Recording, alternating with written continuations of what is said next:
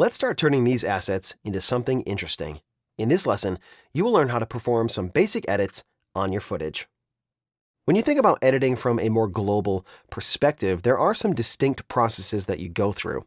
They'll often include importing your media, selecting your shots, editing to the timeline, adding transitions, making adjustments to your footage and your audio, and then exporting your project. You've already learned how to import your media into Premiere, and you've learned how to prep your clips in the source monitor here to make things faster once you start editing in the timeline panel. The timeline panel is where you're going to be spending most of your time in Premiere. And there are a lot of buttons and little interface things that you're going to need to know about. Instead of going through everything right now, we're going to get to work on these clips, and I'm going to explain things as we go along. One of the most important things to know is how to navigate around in the timeline panel, and there are a few ways to do that. You have scroll bars down here, which you can click and drag and scroll right and left, and then if you click on the end of them, there are these little handles which allow you to zoom in on your project horizontally and zoom out on your project horizontally. And then you have the same thing over here with these vertical scroll bars.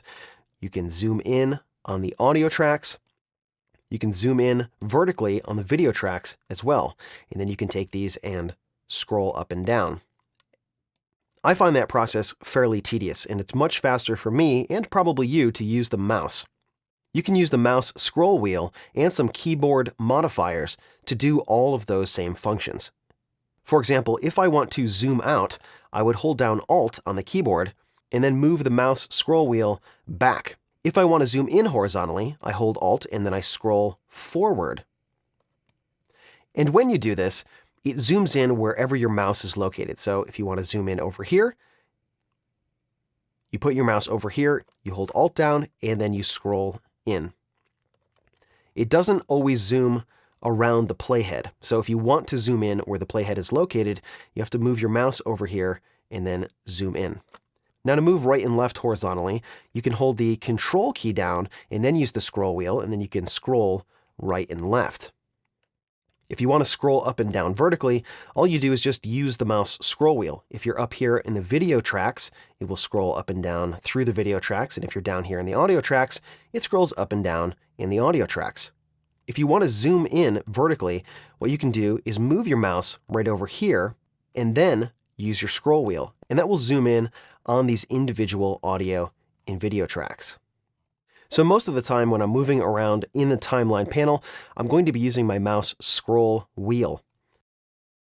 I'm going to zoom out on my sequence here, and I'm going to click and drag and select all of these clips, and I'm going to delete them. And I'm going to start building out this sequence with the actual shots that I want to use. And the first shot that I want to use is that introduction shot. So I'm going to jump back over here to my project panel. I'm going to expand the wide bin, and then double click again on the CCI intro wide. And this is the range that I have selected here for this clip. Have you ever had a recipe for chocolate chip cookies that left something to be desired? It can be daunting trying to find just the right recipe. Not flat, not too dry, delicious flavor, picture perfect, and best of all, easy. Hi, I'm Cheryl Ziegler, and I'm going to show you in this video how to make big bakery-style cookies. So I'm going to start off with this shot. So I can take it right from the source window here and pull it right down into my project. Now I can click and drag the playhead, and then I can play it right from my sequence here.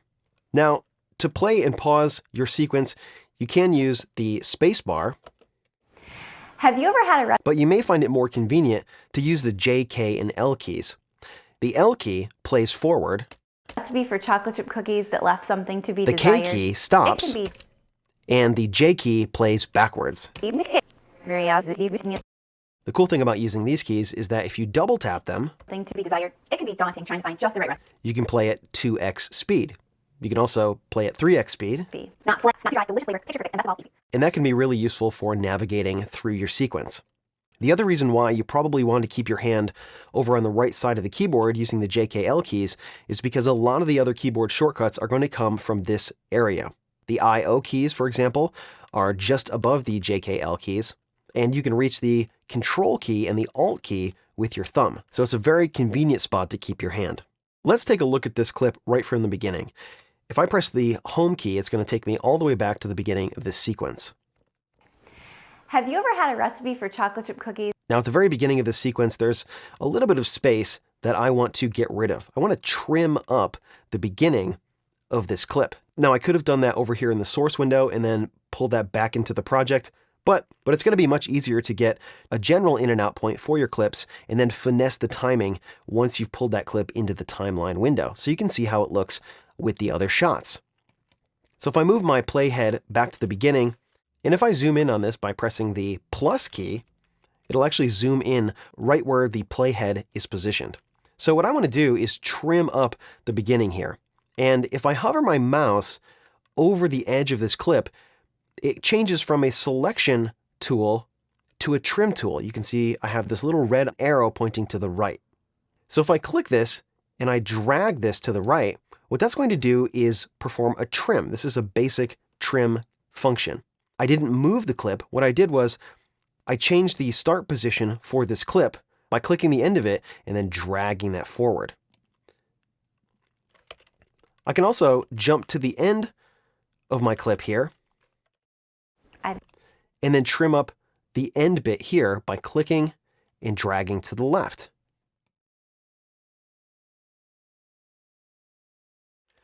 Now, when you perform a basic trim like that, it'll often leave a gap.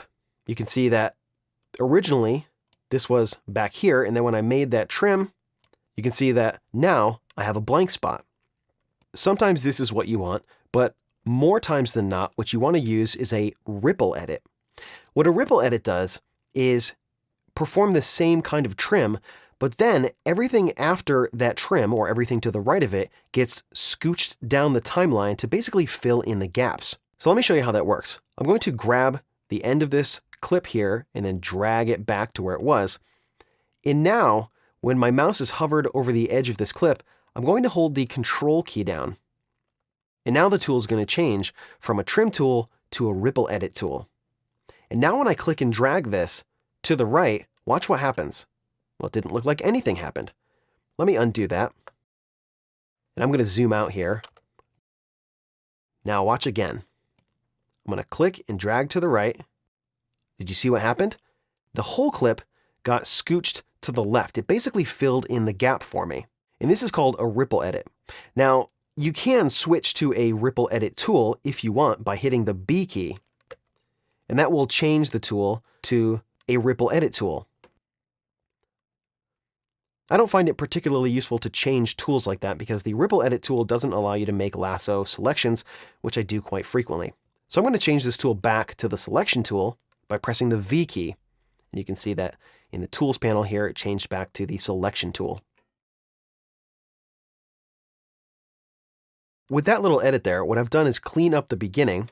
So I'm going to press the plus key here on my keyboard and zoom in, and I'll play right from the beginning. Have you ever had a recipe for So that looks like it's starting too soon. Have you ever had a recipe? It's basically starting right on her word. So what I'm going to do is back it up a little bit. So I'm going to hold the Control key down, and I'm going to click and drag to the left by a few frames. Have you ever had a recipe? And now I get this nicer starting point here where she's taking a breath, and it seems just a little bit more natural to me. Now, if I jump back up here to the source monitor, you can see that there's actually quite a bit left on this entire clip. The part that we're using is this part here that's marked by the in and the out point. But if I scrub through this clip by clicking and dragging, and then I play by pressing the L key. Yeah, definitely. That's almost perfect. Whenever you're ready, action. Have you ever had a recipe for... There's another take that Cheryl does of this introduction. So let's play this second introduction. Okay. Whenever you're ready, action. Have you ever had a recipe for chocolate chip cookies that left something to be desired? It can be daunting trying to find just the right recipe. Not flat, not too dry, delicious flavor, picture perfect, and best of all, easy. Hi, I'm Cheryl Ziegler, and in this video, I'm going to show you how to make bakery-style, delicious chocolate chip cookies. Good. I think since I took these out, I've been adding delicious. Is that okay? Is that going to mess you up? Okay. trying to find just. So there's a second take here, and we have some more options to choose from. But let's keep playing. Was better on the previous one. Sure. All right. Go ahead. Action. Have you ever had a recipe for chocolate chip cookies that left something to be desired? It can be daunting trying to find just the right recipe. Not flat, not too dry, picture perfect, and best of all, easy.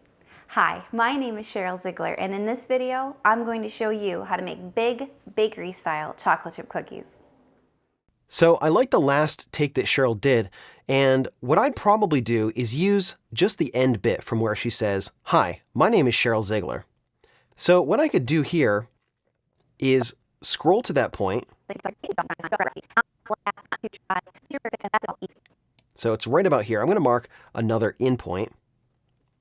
Hi, my name is Cheryl Ziegler, and in this video, I'm going to show you how to make big bakery-style chocolate chip cookies. And then I'll mark an out point right here. I'm going to jump back to the timeline panel, and there are several ways that I can edit together this first part of the clip and this second part of the clip. What I need to do is find where Cheryl says, "Hi, my name is Cheryl Ziegler" in this first clip, and then get rid of all the stuff that's after that. And you're going to learn how to do that coming up in the next lesson.